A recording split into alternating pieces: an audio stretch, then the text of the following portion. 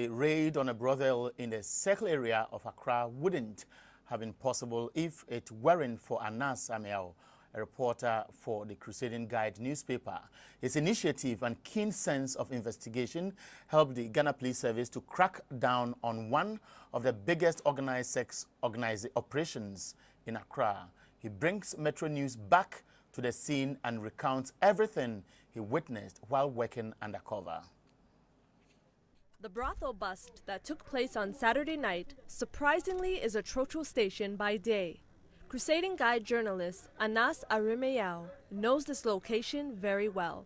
It's been there for a while. In fact, other newspapers like the Ghanaian Observer, Public Agenda, and so many other radio stations have tried working on it before. This time, I needed to do something different from what they had done.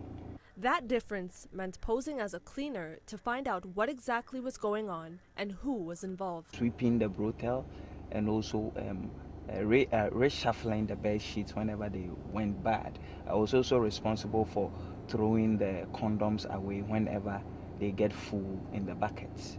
Yeah, so it gave me direct access to the room and also to have first-hand information of what usually happens in there.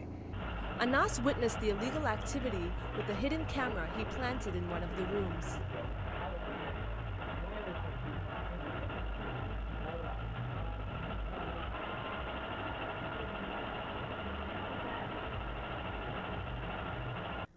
Previous raids have occurred at this brothel, but they've never proven successful.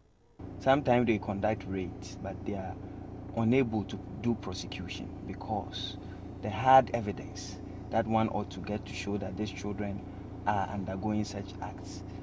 We don't get. So the only difference in this particular investigation is the hardcore evidence of the little girls being sexually abused by the older guys. Some of these girls Anas speaks of are as young as 12 years old. Although Anas believes the raid was successful, he still has some concerns.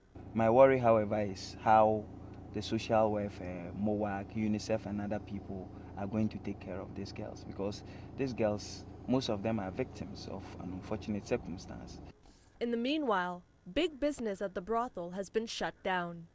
While many of the men and women caught in the raid remain in police custody, the fate of the young girls is unknown.